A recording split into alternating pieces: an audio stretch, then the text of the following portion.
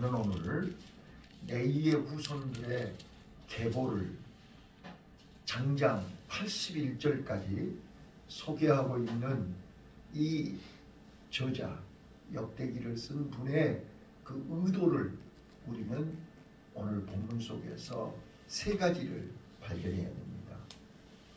우선 먼저 1절부터 15절까지는 아론의 자녀들 대제사장의 족보가 나옵니다. 자, 아론에게는 4명의 아들이 있었지만 이제 1절부터 15절까지 4명의 대제사장의 계보를 소개하면서 이제 또 뒷부분에 49절로 53절까지 다시 한번 이제 대제사장의 족보가 등장합니다. 왜 똑같은 이름을 2번이나 반복했느냐? 그만큼 대제사장이 하는 일이 뭐예요?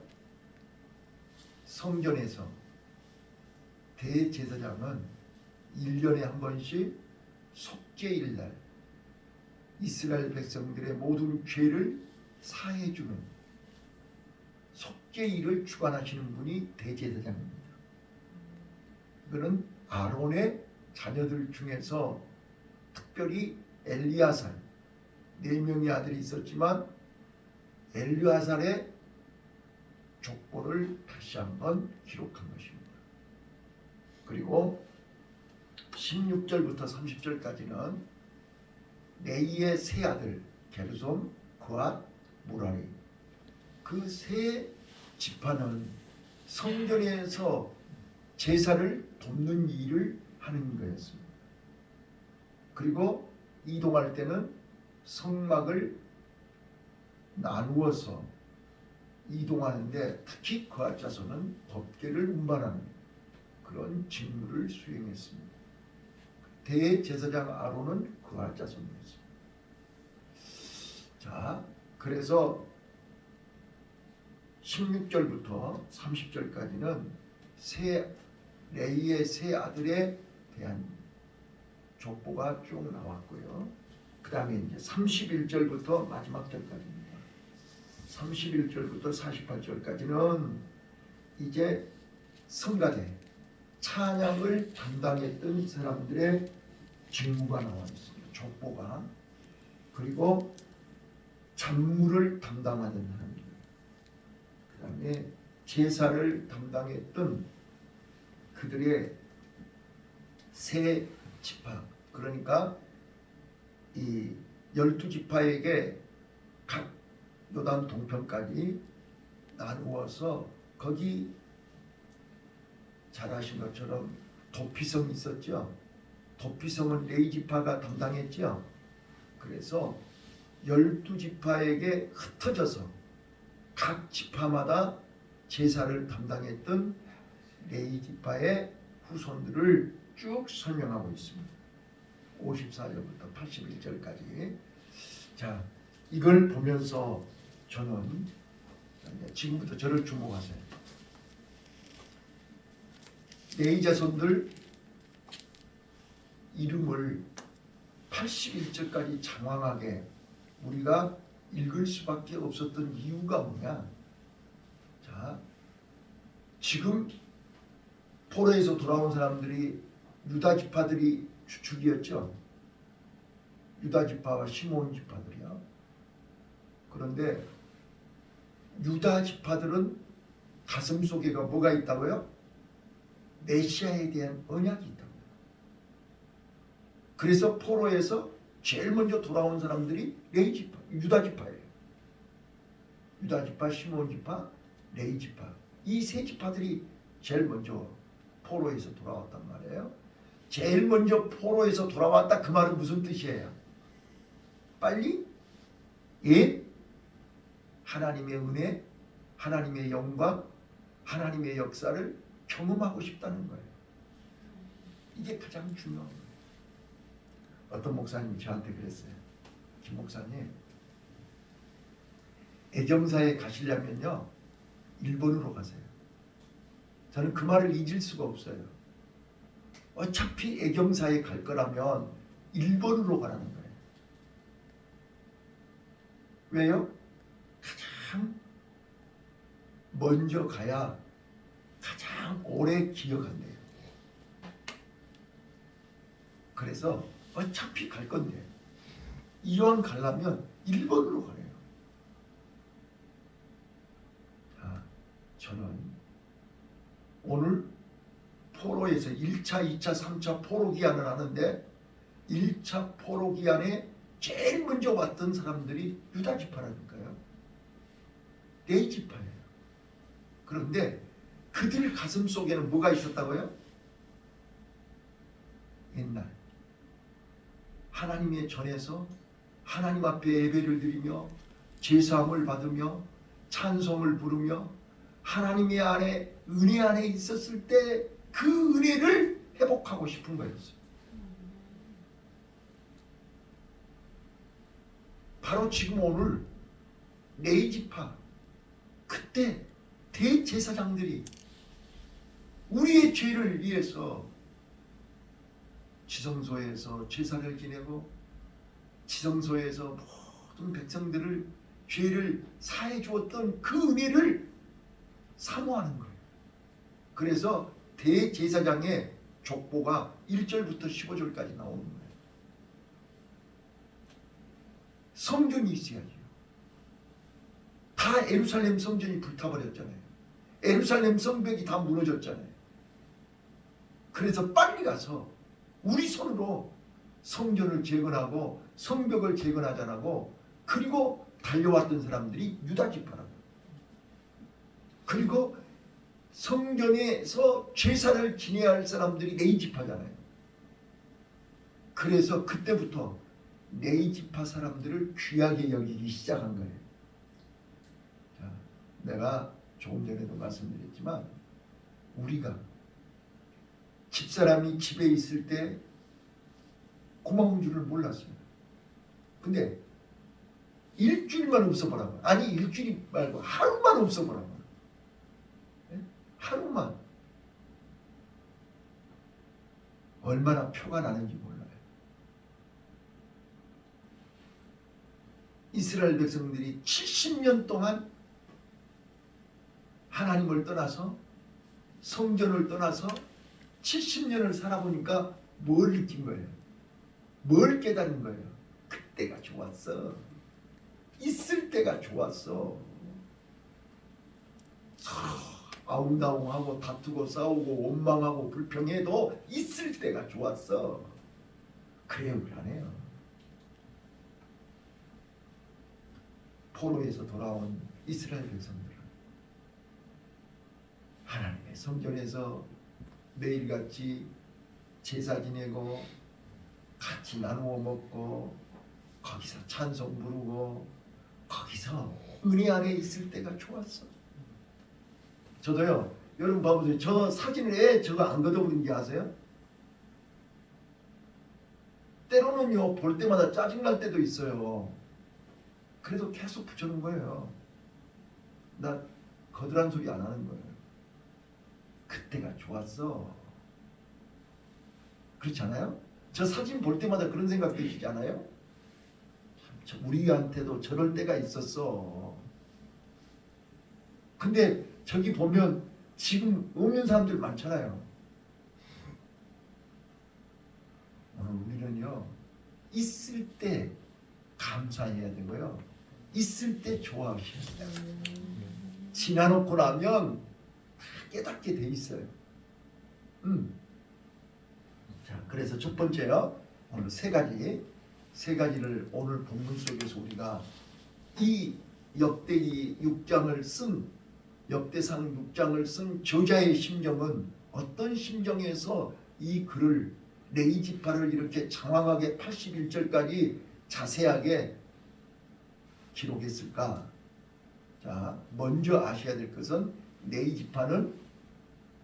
레위인은 창세기 34장인가요?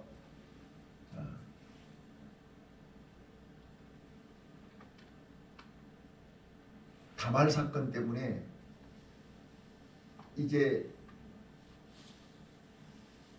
세겜 족속들을 다 칼로 쳐 죽인 사람이 레위하고 시므온이죠. 기억나요? 안 나요? 네. 그래서 나와 내 집이 망하게 되었도다. 죽게 됐다. 그랬을 때 하나님이 야곱을 불러서 베델로 올라오라 그랬지 않았어요? 자, 거기에 장본인이 레이란 말이에요. 그래서 야곱이 인종할 때 레이를 저주했다니까요. 창세기 49장 7절에 그랬던 레이가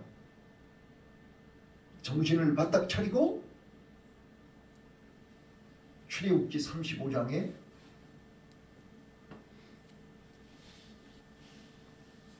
금송아지 사건 기억나시죠? 32장이요.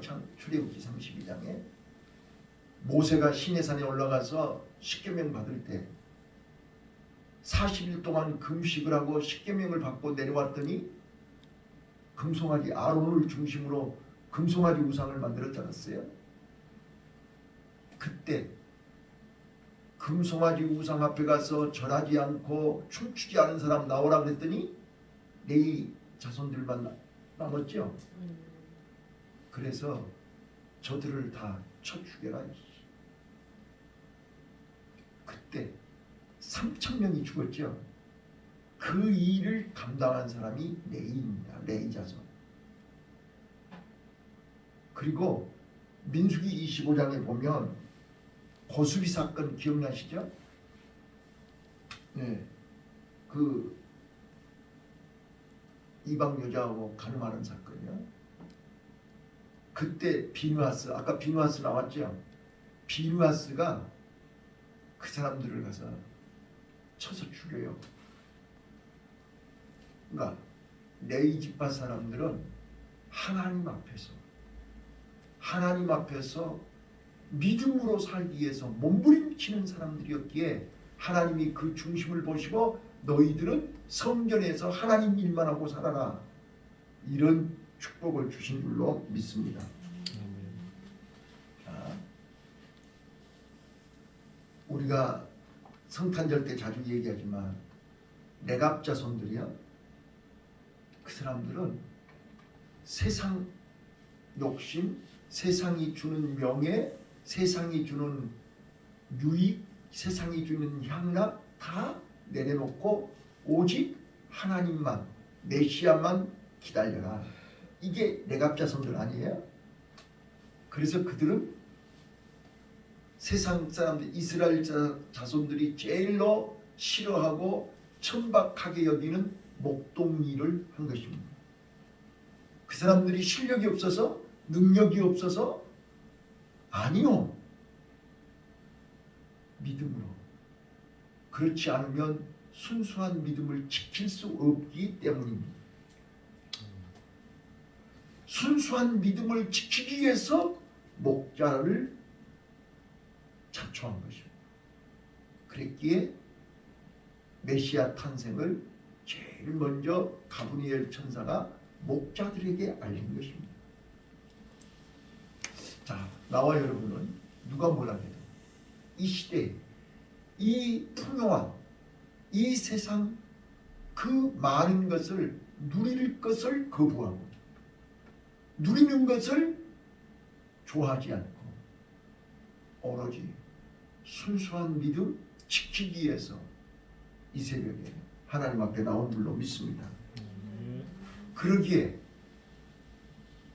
세상 사람들이 경험하지 못하고 세상 사람들이 누리지 못하는 은혜를 이 새벽에 누리시기를 바라요. 이게 첫 번째가 제사함의 은혜입니다. 저는요, 이 제사함에 대해서 날마다 우리는 교회 안에서 설교를 듣기 때문에 제사함의 은혜가 얼마나 귀한지를 모르죠. 그런데 죄의 짐의 무거움을, 죄의 짐의 죄책감을, 죄의 짐의 그 저주를 경험해 보신 분은 이 제사함의 은혜가 얼마나 귀한지를 안단 말이에요. 우리가 예수를 믿는 거예요. 힘들고 어려워도 왜 교회 다니는 거예요? 사람들 앞에 나 교회 다닌다고 자랑하려고 그러는 거예요? 아니잖아요. 이 세상 그 무엇으로도 해결할 수 없는 제사함의 은혜가 십자가 앞에 있기 때문에 그러지 않습니까? 예수 이름 앞에 있기 때문에 그러지 않습니까? 예수 안에 있어야 제사함을 받고 우리는 의롭다함을 선포. 이제부터 너는 하나님의 자녀라는, 이미 제사함을 받아서 깨끗해진 하나님의 자녀라고 인정을 받는 이런 축복이 있기에 하나님 앞에 나온 거 아닙니까? 이거를 이 세상 그 무엇으로 경험할 수 있고 바꿀 수 있겠습니까? 이게 바로 구원의 은혜입니다. 이게 이 구원의 은혜는 이 지구상에 수천 개 수만 개 종교로도 해결할 수 없고 그 어떤 신도 해결할 수 없고 오직 예수 하나님만, 예수 십자가를 통해서 주시는 유일한 특권이요 축복 아닙니까? 이 축복이 있기에 우리는 이 새벽에 여기를 나온 것입니다. 노아가 세상 사람들이 다 손가락질하고 비웃고 예면해도 끝까지 방주를 지을 수 있었던 것은 홍수 심판이라고 하는 하나님의 계획을 알기 때문이었습니다. 제가 날마다 철로 역정 얘기를 안 할 수 없는 것은 그 크리스찬 멸망의 도시에서 그 말로 다 할 수 없는 가족들과 친구들과 주변 사람들이 붙들고 애원을 해도 귀를 막고 그 도시를 탈출할 수밖에 없었던 가장 큰 이유가 뭐예요? 죄의 무거운 짐이 내 목을 조르고 있기 때문이었습니다. 이 죄의 무거운 짐을 어떻게 하면 벗을 수 있지? 몸부림을 치다가 어떤 전도자의 가르침을 받고 저 좁은 문으로 가서 십자가 앞에 서라. 그러면 그 짐이 벗겨진다. 그래서 그는 그 죄의 짐을 벗기 위해서 순례의 길을 출발하지 않았습니까? 오늘 나와 여러분이 우리가 이 멸망의 도성에서 곧 유황불로 심판받을 것을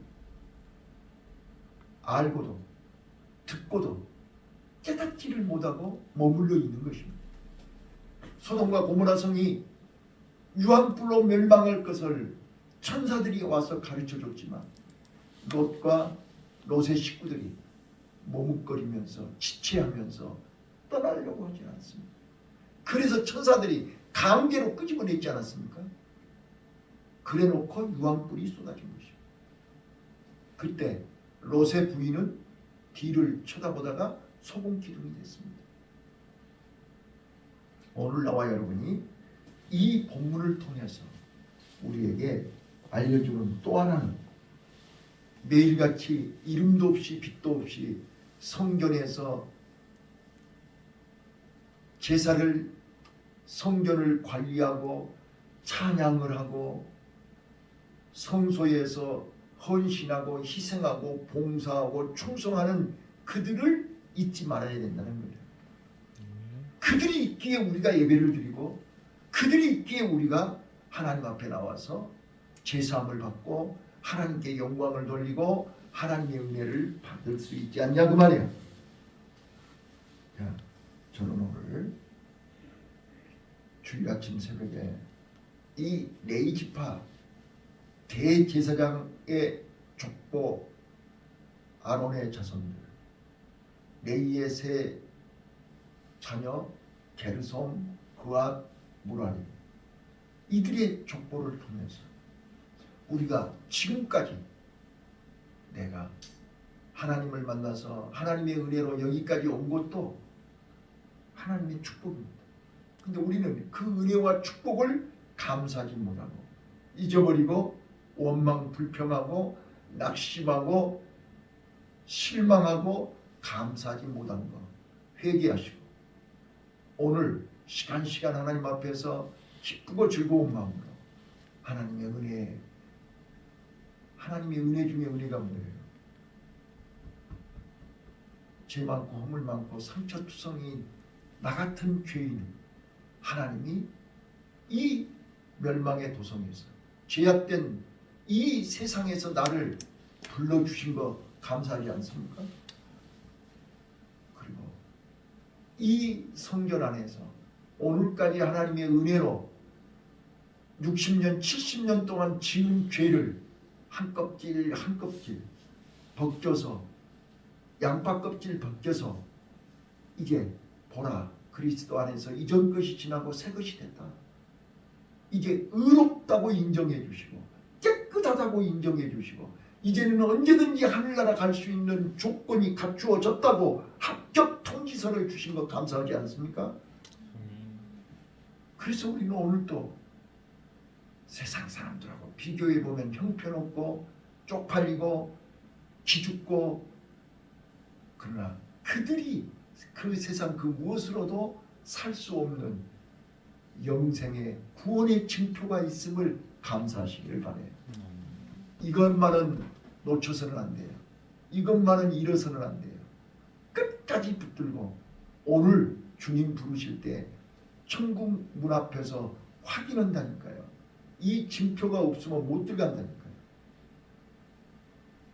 구원의 확신, 믿음의 징표가 있으시기를 예수님 이름으로 축원합니다. 기도하겠습니다.